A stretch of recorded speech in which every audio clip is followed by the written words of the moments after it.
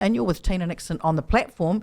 And we have with us now economist Robert MacCulloch from Auckland University. Am I correct, Robert? Yes.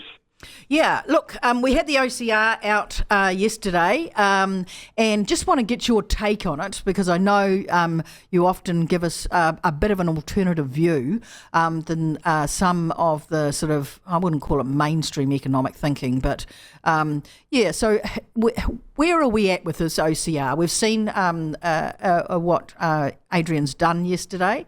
What do you think the implications are going to be, and was it the right move? Well, in terms of me giving an alternative view, hang on, the mainstream media, I don't know what's going on between them and the big bank economists, but the big bank economists have been instructed by their bosses to do everything they can to increase their monopoly power, charge customers more.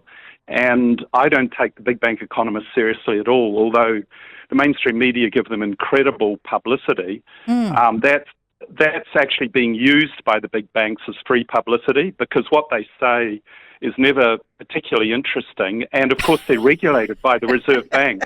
Well, hang on a second. The Reserve Bank is their regulator. Yeah. It is their regulator. Yeah. They cannot say anything that's critical of or the Reserve Bank because or has power over them. So they always say nice things. They say it's wonderful that the Reserve Bank's put up interest rates because that's fantastic. It's getting control of inflation now. It's wonderful they're cutting. But the big bank economists from ANZ, Westpac, they're constantly in the media. All they are PR front people for the banks, and they're using the media to get free publicity, saying bank with us. So, and the other economists who the media go to, a bunch of them in Wellington, similarly, they are private consulting firms, and they're only going in the media to get business for their consulting firms. Right. So they're you're really saying not adding. You're actually quite independent, and because we've seen a fair bit. Well, I'm not doing it for money. My job is at the university. I have no vested interest. I have no consulting firm attached to it. So I think to answer your question, yes, the economists were all going rah, rah, rah, but there's the same old group, the usual suspects, and they have vested interests. They're often not that open about that. So my take, although it's being made to seem quite sort of alternative, I think Ryan Bridge sort of called me a contrarian. Well, maybe this country needs a few more contrarians because we've got just a corrupt inner circle of people now high up. They're made up of a group who are controlling the monopolies. The appointments made in Wellington are just so corrupt, it's beyond belief now. It's just a group of people going from one big job to the next, even when they're not qualified and don't deserve the job. So what are some of the jobs, what are some of those appointments that have really annoyed you? Well, where do I start? The Labor government had barely even been voted out before Grant Robertson went and took the vice chancellorship of Otago University, paid $600,000 to $700,000. He's not qualified for that job. Yeah. It's very unusual. Okay, some places do it in the world, but it's very unusual to appoint someone who's got no qualifications, who's never taught a course in their life, who's never done any research, and you just plant them in as Vice Chancellor. In Britain, I worked for a few years at Imperial College London. The Vice Chancellor there at the time was Sykes, Sir Richard Sykes. He'd been CEO of Glaxo.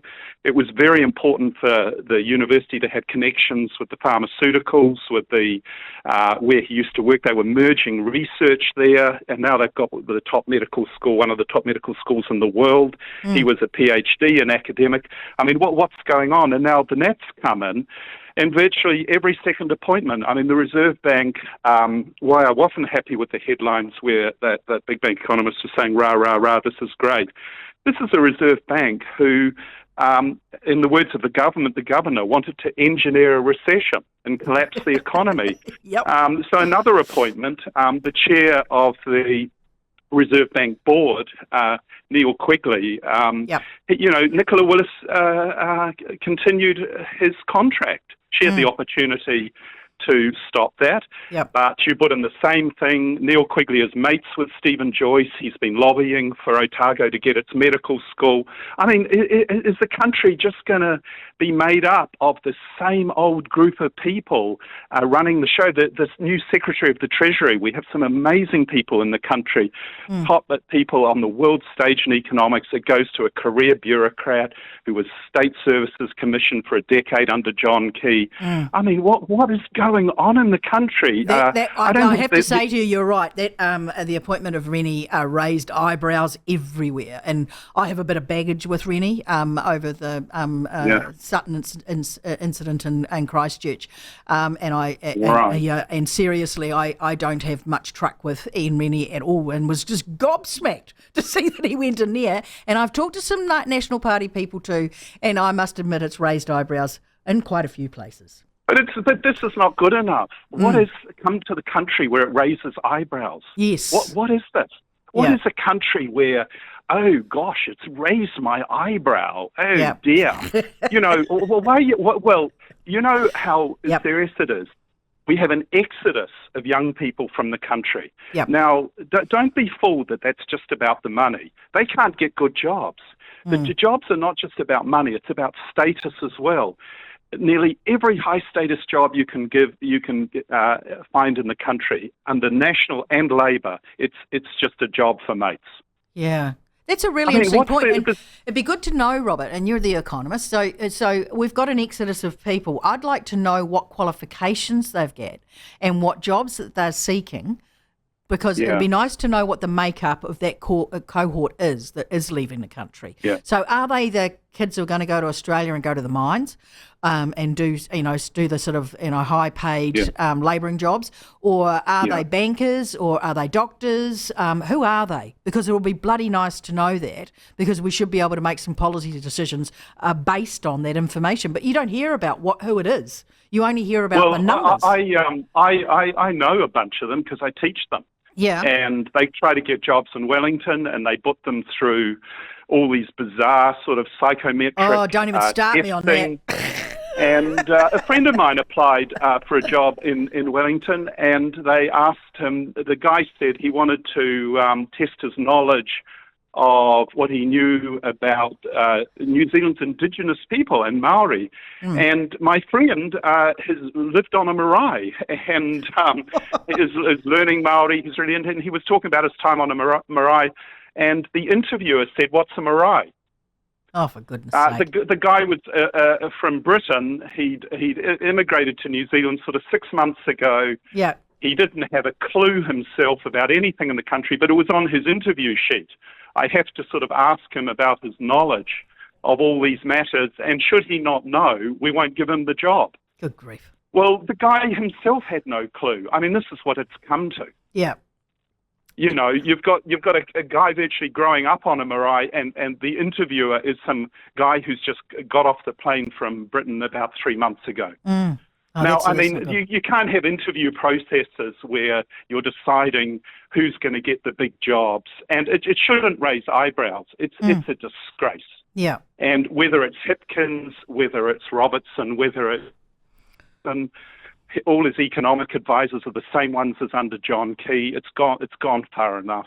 Yep. And on terms of what the Reserve Bank's doing, why I don't think it's an alternative view I've got at all. If you compare our Reserve Bank with the Reserve Bank of Australia, the RBNZ put up rates way higher here than in Australia. They kept their cash rate at around 4%, and they've kept it around that level for the last 4 years. Our Reserve Bank went up to, it was taking the OCR to nearly 6%. The governor said he wanted to engineer a recession. He engineered 3%. And what's going on now? He wants to engineer a boom. Yep. Now, that's in everything we know in monetary economics. It's the worst way to run a nation. It's the worst way to run monetary policy. You want to have a strong underlying trend line rate of growth with high productivity growth, and you want to smooth the cycle around that trend. So how do you do that, Robert? How do you do that? Well, what we've got is virtually no underlying trend line rate of growth, because productivity growth is almost zero, and we've got a boom-bust central bank. So in the first place, the central bank shouldn't have printed all that money and engineered such a boom in COVID, and they shouldn't have put on the brakes so hard that they threw us into a deep recession. So the governor should have been fired. The chairman of the board should have been fired. You know, we've got the wrong Secretary of the Treasury. Yep. We've got the wrong State Services Commissioner. But you can't have a country where all the people at the top are the wrong people. I'm not sure about the public service. I think Brian Roach is starting to make some differences. I mean, well, today I beg to differ. All of these people you're looking at are the same old people that have hung around Wellington for decades of time, and they're extremely well connected.